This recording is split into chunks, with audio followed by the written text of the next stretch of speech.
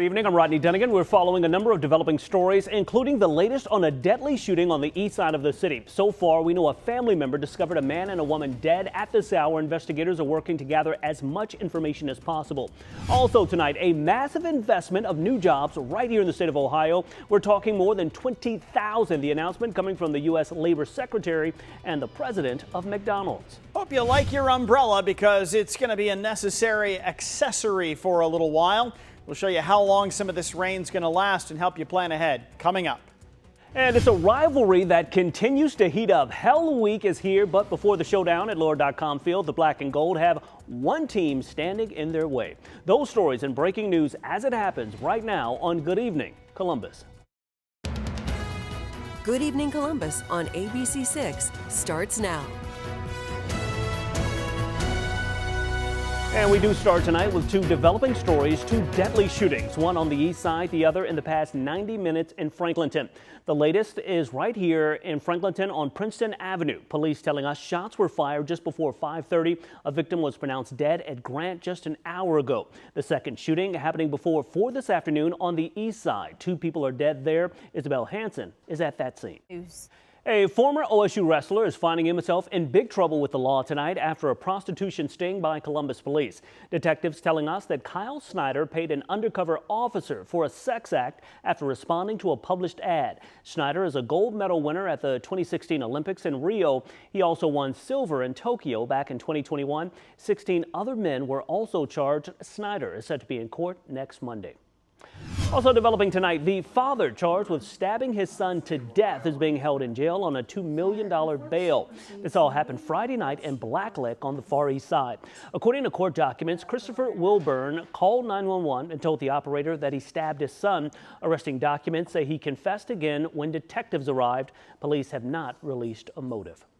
Also tonight, a massive investment of new jobs right here in the state of Ohio. That announcement coming just this afternoon.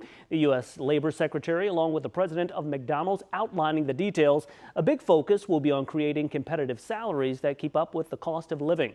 Tom Bosco on your side with how all of this could impact local workers. WSYX News.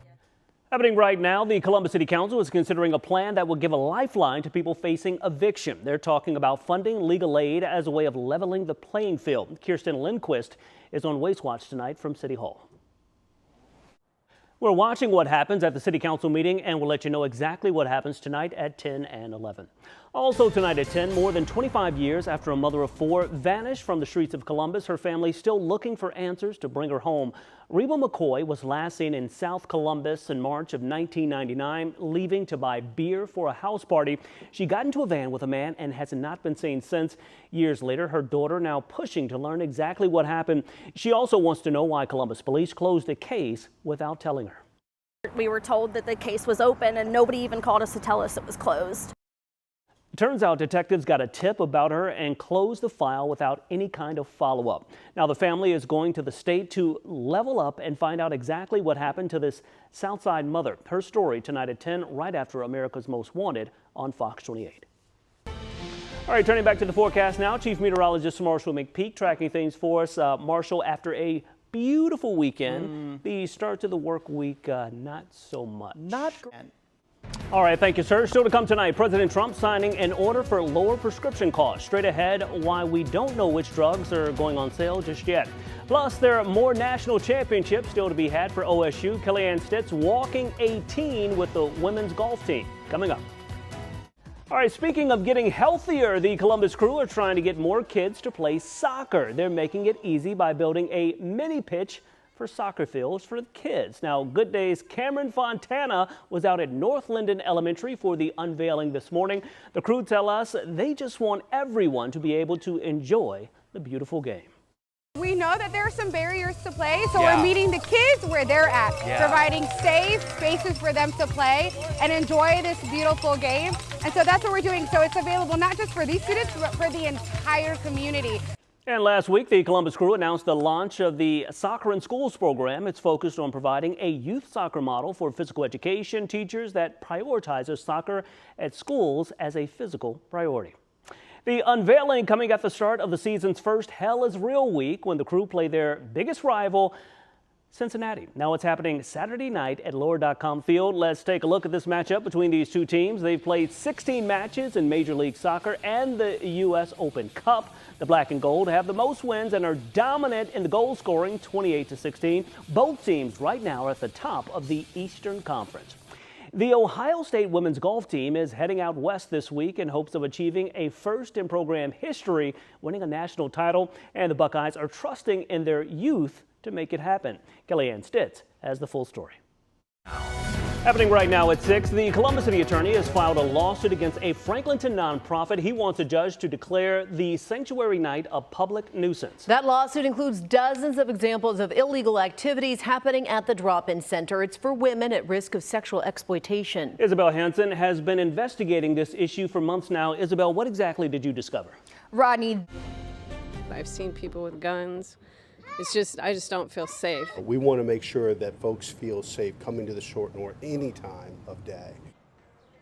Tonight, Mayor Andrew Ginther and Columbus Police are promising a plan to address safety concerns in the Short North. This weekend kicks off a busy summer of events in that neighborhood. It's also an area where late-night shootings and other crimes have kept some visitors from returning. Mike McCarthy is on your side here tonight getting answers about the city's plan as we move ahead. So, Jessica and Rodney.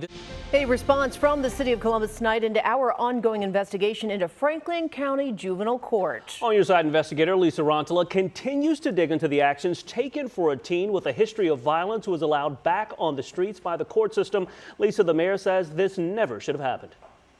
Developing now, a social media influencer in deep trouble accused of defrauding investors millions. Tyler Bosetti is well known on Instagram, where he has more than 1 million followers. Now, he describes himself as a consultant involved in cryptocurrency and tech innovations, but investigators say he's nothing more than a crook. In U.S. District Court here in Columbus, he's facing a long list of charges, including wire fraud. Investigators say he was basically running a Ponzi scheme. Prosecutors say that he promised his victims a 30% return on property investments. He would pay for those losses with the money from new investors. They say he used most of the money he was given on personal homes and expensive vehicles, as well as cryptocurrency investments. His investors lost at least $11 million. It all happened from September of 2019 through June of 2023. He's scheduled to be back in court in June.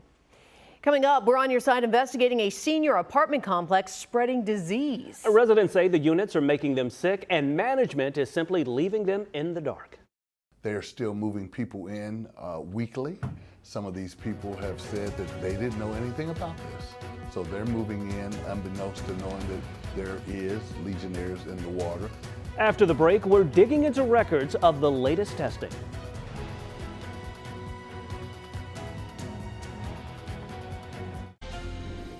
I have a group of guys whose suite, there was a hidden camera in their bathroom.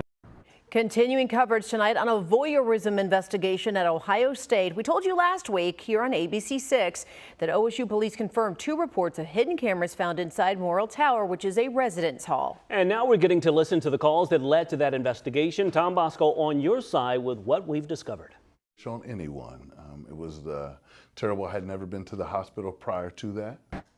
It was a $15 million promise to seniors. They were told that they could live out their golden years in peace. Well, that dream has quickly turned into a nightmare. The Culver Glen Senior Apartment Complex in the Westland neighborhood is designed for older and low-income residents to thrive. Now, some neighbors say those same apartments have made them sick. Jeremiah Wilcox is on your side digging for answers.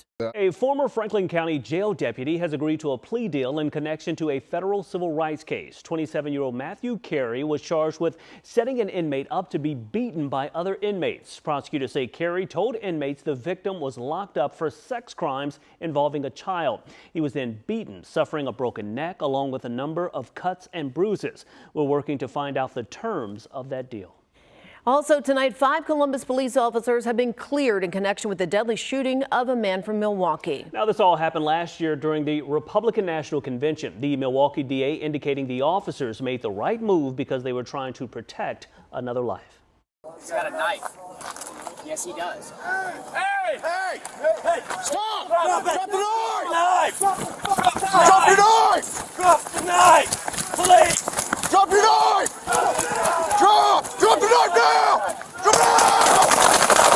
On fire! On fire! On fire! These moments caught on camera in July of last year, thrusting 5 Columbus officers into the national spotlight.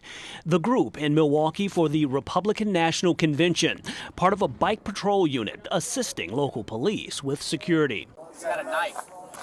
Yes, he does. Sam Sharp was the man shot and killed. Prosecutors say Sharp was trying to attack another man with a knife when the shooting happened. In his final report, the Milwaukee County DA said the officers acted appropriately because they had reasonable concern for the safety of the other man, also indicating they are closing the review of this matter and no further action will be taken. Happening tomorrow, it's primary election day across Central Ohio, and there are a number of key issues impacting local communities. From city council races to tax levies, voters will have a lot to focus on. The polls are open from 6:30 a.m. to 7:30 p.m.